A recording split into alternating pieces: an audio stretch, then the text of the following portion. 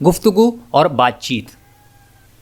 گھر کے افراد کم ہوں یا زیادہ، آپس میں بول چال اور ابلاغ کمیونیکیشن خاندانی قربت میں ریڑھ کی ہڈی کی حیثیت رکھتی ہے. اہل خاندان کے درمیان گفتگو، خواہ میاں بیوی ہوں، بہن بھائی ہوں یا پھر والدین اور اولاد، ایک دوسرے کو سمجھنا کسی مسئلے کو حل کرنے اور آپسی معاملات کو حل کرنے کے لیے انتہائی ضروری ہے. بلکہ اکثر ماہرین درست اور مؤثر ابلاغ یعنی کمیونیکیشن کو خوش خاندان کی جانب پہلا قدم قرار دیتے ہیں. غلط اور کمزور انداز گفتگو افراد خانہ کے درمیان بہت سی غلط فہمیاں پیدا کر سکتا ہے، مسائل کھڑا کر دیتا ہے، ایک دوسرے کے خلاف بے بنیاد طعن و تشنیع شروع ہو جاتا ہے اور اندر خانہ دلوں میں بغض و عناد پکتا رہتا ہے. اس کے مقابلے میں جن اہل خانہ کو آپس میں بات کرنے کا ہنر آتا ہے، ایسے خاندانوں میں گھر والے ایک دوسرے کو اچھی طرح سمجھنے کے قابل ہوتے ہیں. وہ بہت سے مسائل کو ابتدا میں اور بآسانی حل کرنے کی اہلیت رکھتے ہیں. ایک دوسرے کو تقویت اور حوصلہ دینے کی فضا پروان چڑھتی ہے. زندگی کے متنوع مسائل کے دوران حالات کو سمجھنے اور انہیں درست طور پر حل کرنے کا ادراک پیدا ہوتا ہے. عام طور پر دفتری اور پروفیشنل لیول پر کمیونیکیشن اسکلز پر بڑی ورکشاپ لوگ کرتے ہیں تاکہ انہیں اپنے کلائنٹ اور کولیگ سے گفتگو کرنے کا سلیقہ آ جائے. لیکن المیہ یہ ہے کہ اپنے گھر میں یہ سلیقہ گھاس چرنے چلا جاتا ہے. چلیے ایسے گھرانوں کی بات تو جانے دیجئے جنہیں کمیونیکیشن اسکل کا شعور ہی نہیں. یہ مسئلہ پڑھے لکھے اور تعلیم یافتہ گھرانوں میں بھی بہت زیادہ دکھائی دیتا ہے. اس لیے اپنے خاندان کو خوش خاندان بنانے کے لیے آپ مختلف اقدامات کر رہے ہیں. ایسے ہی آپ کے لیے ضروری ہے کہ اپنے گھر کے اندر افراد خانہ کے درمیان کمیونیکیشن درست ہو. ایسے بہت سے عوامل ہیں جو گھریلو ابلاغ کو مؤثر بنانے اور آپسی تعلقات کو قوی کرنے میں اہم کردار ادا کرتے ہیں. تاہم اپنے گھر میں ابلاغی ہنر کو آپ کیسے بہتر سے بہتر کر سکتے ہیں؟ آئیے اس پر کچھ بات کر لیتے ہیں. اول تو زیادہ سے زیادہ بات چیت کیجیے.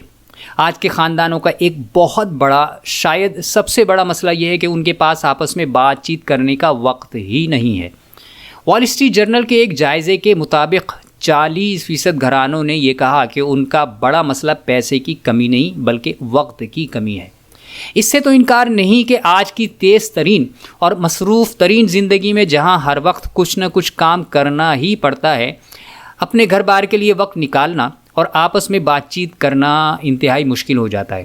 اس کا ایک حل یہ ہو سکتا ہے کہ بچوں کے ساتھ سفر کرتے ہوئے بات کی جائے، ٹیلی ویژن دیکھنے کا وقت صرف ہیڈ لائنز تک محدود کر دیا جائے اور اہم خبریں اور ڈرامے دیکھنے کی بجائے اپنے بچوں سے گھر اور تعلیم کے اہم ایشوز پر بات کی جائے. بچے سونے لگیں تو ان کے ساتھ لیٹ جائیں اور ہلکی پھلکی بات کریں. اگر آپ چاہیں تو اپنی شدید ترین مصروفیت کے باوجود اپنے بچوں اور بیگم سے بات چیت کے لیے کچھ نہ کچھ وقت ضرور نکال سکتے ہیں. میں ایسے درجنوں افراد کو جانتا ہوں جو عملی طور پر بہت مصروف ہیں مگر اپنے گھر پر بھی اپنے بیوی بچوں کو روزانہ وقت دیتے ہیں. حقیقت یہ ہے کہ گھریلو ابلاغ میں مسئلہ وقت کا نہیں، ترجیح کا ہے. صاف اور واضح بات کیجیے. درست اور مؤثر ابلاغ کی ایک شرط یہ ہے کہ جو بات بھی کی جائے وہ واضح اور سادہ ہو. یہ تبھی ممکن ہے کہ جب بولنے والے خیالات اور احساسات بھی واضح اور متوجہ ہوں. اگر خیالات میں انتشار ہے اور جذبات میں اضطراب تو واضح گفتگو کرنا ممکن نہیں رہتا. خاص طور پر جب کسی مسئلے پر بات کی جا رہی ہو تو میاں بیوی کے درمیان اور بچوں اور والدین کے درمیان گفتگو انتہائی مبہم رہتی ہے. جانبین ایک دوسرے کی بات سمجھنے سے قاصر ہوتے ہیں.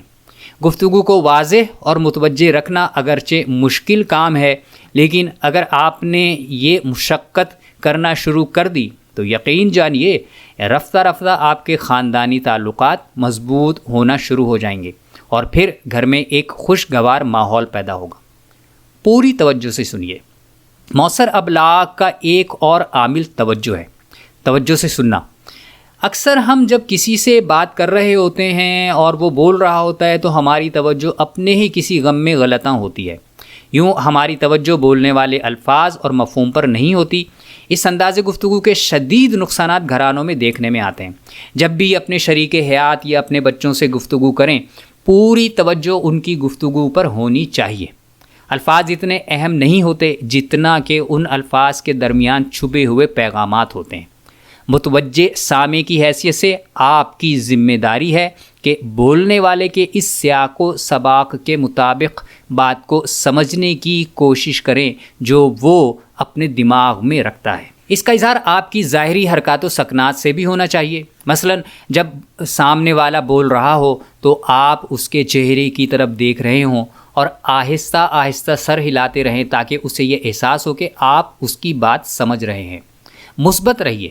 یہ عمومی مشاہدہ ہے کہ گھر والے آپس میں بات چیت کرتے ہوئے بدظنی اختیار کرتے ہیں۔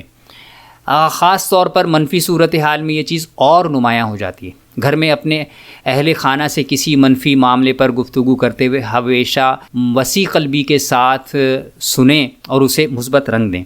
ازدواجی زندگی کے ماہرین کی تحقیقات کے مطابق ناخوش خاندانی تعلقات کا اکثر سبب منفی انداز گفتگو ہوتا ہے، مثلا تنقید، کسی دوسرے کی بات کو پورا کیے بغیر اسے رد کر دینا، غیبت، بدگمانی، خود کو دفاعی زاویے سے دیکھنا وغیرہ۔ ایسے گھرانوں میں ہر گفتگو کی تان منفی بات پر ٹوٹتی ہے۔ اپنے خاندان کی خوبیوں پر توجہ کیجیے۔ خوبیاں خامیاں سبھی میں ہوتی ہیں اور کوئی بھی فرشتہ نہیں ہے، البتہ گھروں میں عموماً صرف اہل خانہ کی خامیوں پر توجہ کی جاتی ہے اور یوں خوبیاں سامنے نہیں آتی۔ اپنے اہل خانہ کی خوبیوں اور صلاحیتوں کو سامنے رکھتے ہوئے مسائل اور معاملات پر بات کرنے والے گھرانے جلد مسائل حل کر لیتے ہیں اور ان میں خوشی اور اطمینان کی سطح بھی بلند تر ہوتی ہے۔ اس لیے مسائل سے لڑائی کیجیے، اپنے گھر والوں سے نہیں۔